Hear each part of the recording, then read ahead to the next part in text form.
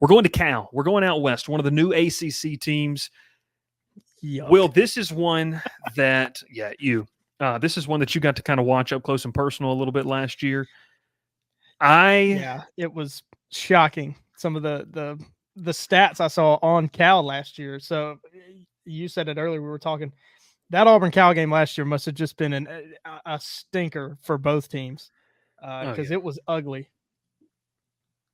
Yeah, I'm looking at this. I got my notes right here, and I'm looking at what Cal brings to the table. I mean, I will tell you, I love their combination of quarterback and running back. I think that's what stands out to me immediately. They bring back a guy like Jaden Ott. He is by far, and you put it here, their biggest offensive weapon, over 1,300 yards, 12 touchdowns. Mm-hmm. They bring in transfer quarterback Chandler Rogers from North Texas, who had a career year. You talk about a guy, he's going to be, I believe, a sixth-year senior. This is his fourth school, counting JUCO when he was at Blinn College. He's a seasoned vet, and I think if you're Cal and you're transitioning to a new conference, it's a transition year. There's no better guy. I know he's not maybe familiar with the system, but a guy who's played a lot of college football and played a lot of snaps, with what he wants to do. So I love what their offense has, and it's another thing where, hey, it was a defense that was in the 100s. Can they be better? But it feels like with Jaden Ott and Chandler Rogers, they're going to get a chance. They should be a lot better on defense. Justin Wilcox, defensive guy, that's how he got this job, the defense he built at Wisconsin.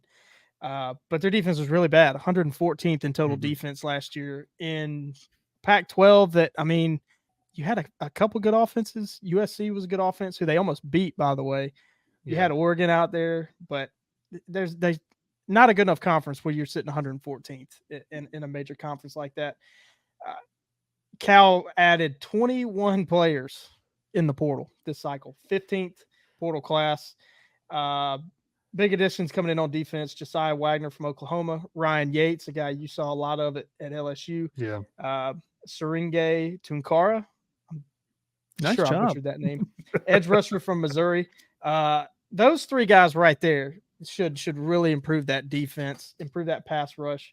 My big question, looking at their schedule, is how will travel affect this team? They have a 4-game stretch where they go to Florida State.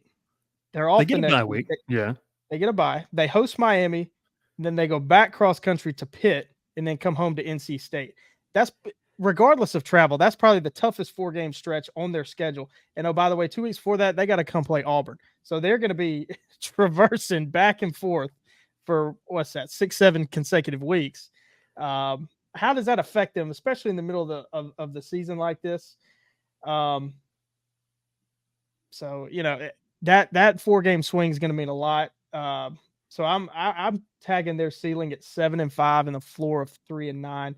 It's really, how does Rogers come in? Can Chandler Rogers come in and win this starting job? Last year at North Texas, 29 touchdowns, 5 interceptions, threw for 3,300 yards. I don't care what conference you're playing in. That's impressive. Can he come in? Can he improve? Their guy last year, Mendoza, is a true freshman. And you said his offers earlier. This dude's a brainiac. A genius. It was like FIU, Yale, Harvard. Yeah. I mean, FIU was like the one kind of, this one doesn't belong to his offer list. Right. So that should improve. Quarterback improves. They bring Ott back. But other than that, man, I'm not expecting much from Cal. Yeah, and I wanted to say this too. And hey, look, we got a new viewer. True Seminole says, interesting ACC content, glad to see it. And then comes right over to the YouTube channel. Cal, welcome to A Real Conference. True Seminole, welcome to the channel. Make sure you hit that subscribe button. But no, we're talking ACC here tonight. And look, you talk about Cal. I said earlier, I was talking with someone who has a North Texas podcast, and he's a North Texas grad. I said, what should I know about Chandler Rogers? Like, what is something I know? And he just said, playmaker. Like, it falls right in line with what Thomas Castellanos can be. And I feel like there's a lot of those quarterbacks in this conference. And so if you have quarterback figured out, then you're going to be able to do some things. And I think that is like the biggest thing that we're trying to harp on here is like, if you have that position figured out, that's super important. Cal, it feels like, has that figured out with who they brought in. Now, is that going to change some of the things defensively? I don't know. Like, we've seen, Georgia Tech fans have seen it.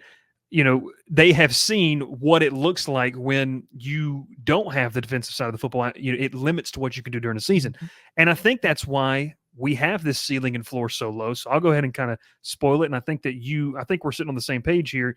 That ceiling, I think you could find a way to 7 wins. Like there is a path if things hit right for you. Now, you mentioned that stretch from September 21st, really until October 19th, October 26th, and then you get that bye week the first week of November. That's daunting. That's daunting. But look, there's a chance, and I know you don't want to address it. There's a chance if things hit right, you could go into Auburn and win a football game. There's a very good chance. Yeah, you could go into Auburn and win a football game. You could, go to Pitt. You're going to hear about what we think about Pitt a little bit later on. It won't be long. Don't worry. The back half of that schedule, I will tell you right now, there's only one game I don't think they win. It's at SMU. I think you can beat Stanford. You could beat Syracuse. Yeah. You get them at home. You could beat Wake Forest. So, is there a path to 7 wins? I think that you're sitting there in a situation to where 7-5 is that ceiling. If things go wrong, Chandler Rogers, knock on wood, gets hurt, and just that defense doesn't get figured out, which you kind of talked about as Wilcox's bread and butter. 3-9 might be kind of the floor, and that's where I got it. Yeah, I just think, and this is going to be a theme for every team in the ACC now. What does travel do? How does travel affect? Because we've never seen teams having to go cross country. It'll be the same thing in the Big Ten. How do teams adjust going cross country? How do they practice during the week? Like that's going to be a massive especially thing. Like Cal, they go to Florida State, come home for 2 weeks, play Miami, go back out east to Pitt, and then come back out west, play NC State. It's ridiculous. And then those last 4 games you talk about, they go to Wake Forest coming off that bye.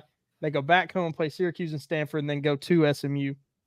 Not as far, but that's much more navigable, that 4-game stretch. But yeah, not expecting a lot from these guys. I feel like Wilcox, he's been there long enough. You kind of know what you're going to get with Cal. And shockingly, the defense hasn't been very good. But yeah, 7-5. I don't see much more than 7-5. Yeah, I mean, it can be in a transition season where you can have success. I think if you can get to a bowl game, that's considered a success.